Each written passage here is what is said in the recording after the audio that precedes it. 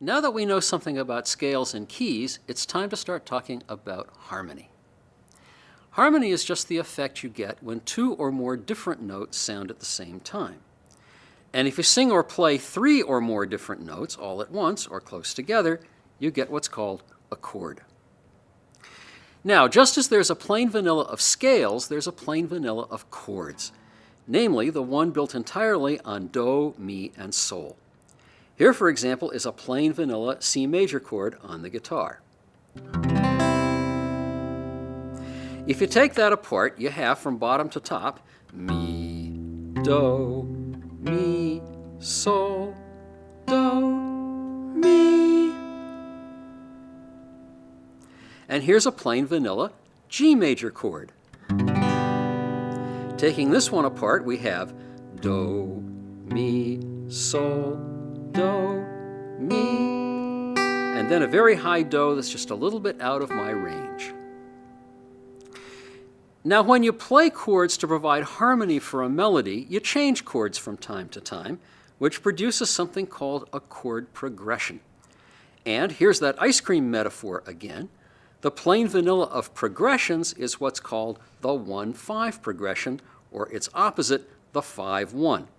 An example is C to G, 1-5, and G back to C, 5-1.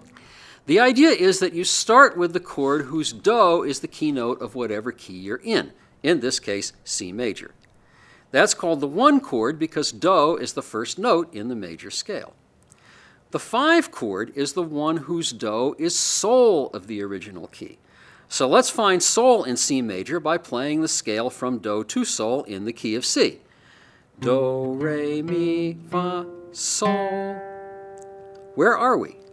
Answer, on G. How do I know that? Well, notice that as I play sol, I'm playing the open 3rd string of the guitar, which is tuned to G. So the 5 chord in C major is a G chord. And it's called the 5 chord because sol is the 5th note of the major scale. So if your chosen key is C major, which makes a C major chord the 1 chord, then the 5 chord is going to be a G major chord because G is sol, the 5th note in the C major scale. Now, when I say that the 1-5 and 5-1 are the plain vanilla of progressions, I really mean it. They probably show up more commonly in the music of our tradition than any others.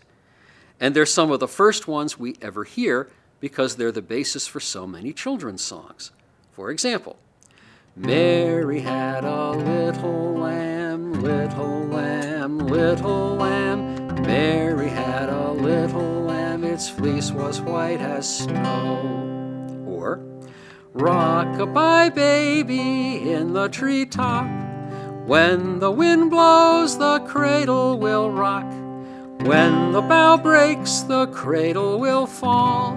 And down will come baby, cradle and all. Or, Rudolph the red-nosed reindeer had a very shiny nose. And if you ever saw it, you would even say it glows. Here's another well-known example. Oh my darling, oh my darling, oh my darling Clementine, thou art lost and gone forever, dreadful sorry Clementine. Now, I call this version of the song the 2-chord wonder because all it involves is the 1-5-5-1 progression. But let's think now about how we could make it a little more interesting. One way to do that is to add a couple of minor chords, like this. Oh my darling, oh my darling, oh my darling Clementine, thou art lost and gone forever, dreadful sorry Clementine. I call this version the 4-chord wonder. One thing that the minors help with is making the song more expressive. The story it tells is a sad one, about the death of the singer's lady love by drowning, and minor is often used in Western music to suggest sadness. But why have any chord changes at all? What would happen if we tried to do Clementine with just 1 chord?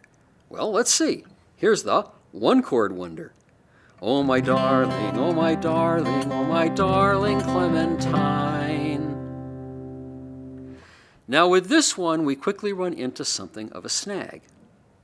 Everything is fine until we get to the syllable tine.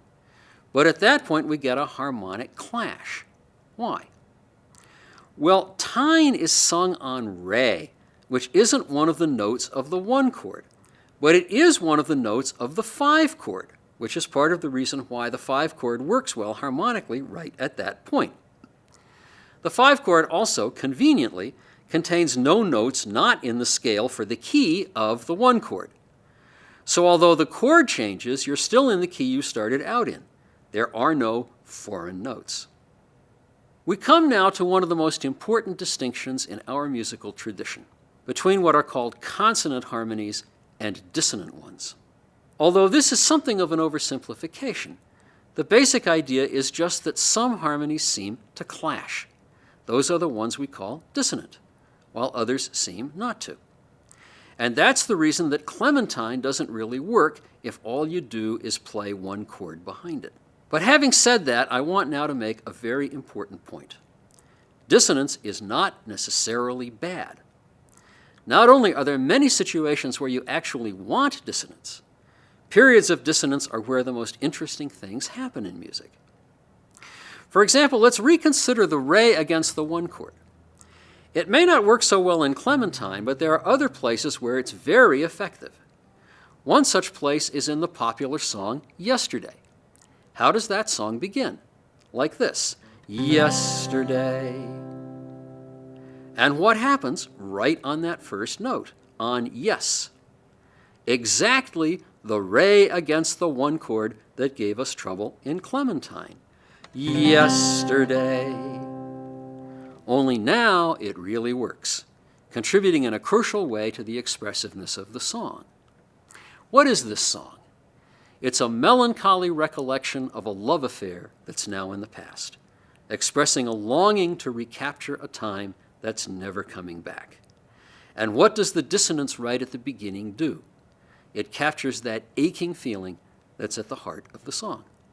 Dissonance is what gives our music its life, and the ability to exploit dissonance is what lies at the heart of much of the music of our tradition.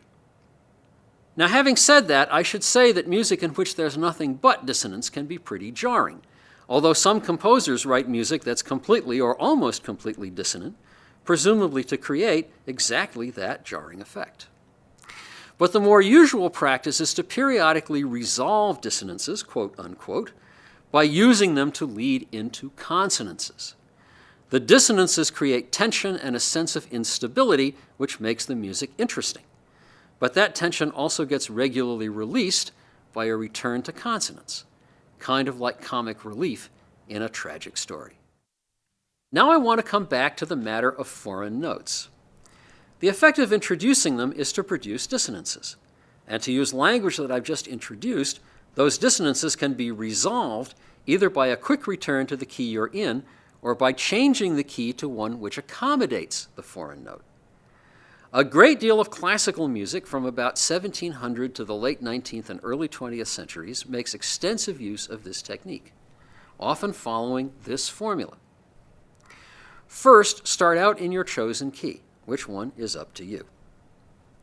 Next, introduce dissonances via foreign notes, which take you to a new key, typically the 5 key if you're in major. Then, make a transition back to the original key. Finally, repeat the material from the first 2 parts of the structure, only without changing key. Here's an example using our old friend Clementine. Oh my darling, oh my darling, oh my darling Clementine, thou art lost and gone forever, dreadful sorry Clementine. Oh my darling, oh my darling, oh my darling, oh my darling, oh my darling Clementine. Oh my darling, oh my darling, oh my darling Clementine, thou art lost and gone forever, dreadful sorry Clementine. Now, I freely admit that this puts much more weight on the song than it can bear, but at least it helps show the scheme in a familiar setting.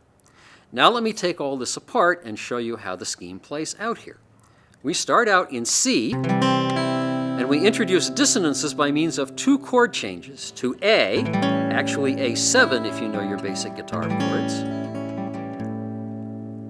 and D. This has a rather disorienting effect, but we can quickly regain our bearings by making a further change to G. Here's D, change to G. Now D to G is a 5-1 progression, so we get the sense of coming home typically associated with that progression, even though we've actually strayed rather far from home. Remember that we started in C and that we've ended up in G. Next, we're going to make our way back to C. Oh my darling, oh my darling, oh my darling, oh my darling, oh my darling Clementine. Notice that I'm ending here on G7, which I'm now going to use as the 5 chord for a 5-1 progression back to C. Oh my darling, oh my darling, oh my darling, oh my darling, oh my darling Clementine. There's the G7 and here's the C. Oh my darling, oh my darling, oh my darling Clementine, and so on. Now I'm going to go through the verse again, only this time there won't be any key change. Oh my darling, oh my darling, oh my darling Clementine, thou art lost and gone forever, dreadful sorry Clementine. Now, as I worked through my fancied up version of Clementine, I mentioned 7th chords, specifically A7 and G7, which I played up here, but which you can also play down here. What is a 7th chord exactly? It's a chord in which you include the note 1 fret below T, that is between T and La. For example, here's a plain vanilla G chord. Now up here on the first string, as I play the chord, I'm playing Do. So if I move down 1 fret, I get T. Now let me move down 1 more fret. If I hold the rest of the chord constant, fingering the 6th string at the 3rd fret and the 5th string at the 2nd, but instead of the Do on the 1st string, I play the note 2 frets down, I get a G7 chord. Now let's see how to get an A7 chord. Here's the plain vanilla A chord. Now here's the Do of the chord on the 3rd string fingered at the 2nd fret. Now let me go down 1 fret to T, and then down 1 more, which gives me the open string. So now if I continue to finger the 2nd and 4th strings at the 2nd fret, just as I do in a plain vanilla A chord, but leave the 3rd string open, that gives me an A7 chord. I should say that strictly speaking, the chords I'm talking about are what are called minor 7th chords. The reason is that T is the 7th note in the major scale. Remember, there are 8 in all if you include both the lower and the upper Do. But you don't play T, you move 1 fret below it, which gets you from major to minor. There are also major 7th chords, like this, but the effect is very different. Very cool, but different. In a great deal of music in the Western tradition, the 5 chord in a 5-1 progression is very often rendered as a minor 7th chord rather than a plain vanilla one. The inclusion of that minor 7th makes the 5 chord point, as it were, to the 1 chord. Why? Well, let's go back to the top Do of our plain vanilla G chord and start moving 1 fret at a time down to the minor 7th. So there's T, the major 7th, and here 1 fret below T is the minor 7th. What comes next? Answer, La. But La is not part of the plain vanilla chord.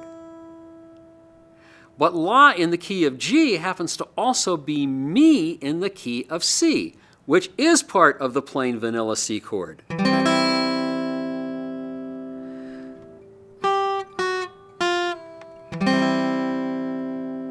So as you move progressively downward from Do to T to the note right below it, it takes you just one more move to get a note that belongs to the plain vanilla C. The result is a strong sense of anticipation that that's the chord which is going to come next. But that's not the only reason that the minor seventh looms so large in our music. It's also the cornerstone of one of the most influential of all popular music genres, namely blues. So to polish off this introduction to the basics of music, I'm going to talk a bit about blues. One of the standout qualities of this kind of music is that it blurs the distinction between major and minor. And the way it does this is tied to its exploitation of the minor seventh. A blues, in the strictest sense of the term, follows a very rigid pattern in regard to both the music and the words, when there are words. Each verse is built from two rhyming lines, the first of which is repeated, giving you an A-A-B pattern like this. Blues ain't nothing but a good man feeling bad. That's the A, first A. Blues ain't nothing but a good man feeling bad. That's the second A. These are the worst blues that I ever have had, and that's the B. The first line is sung to the one chord, usually including the minor seventh. In this example, I'm playing an E7 chord. Here's the plain vanilla version, and here's the chord with the seventh added. Now, technically, this is in major, but a blues performer will often do the melody line in minor. Let me sing it to you and play it for you up here. Blues ain't nothing but a good man feeling bad. Blues ain't nothing but a good man feeling bad. These are the worst blues that I ever have had.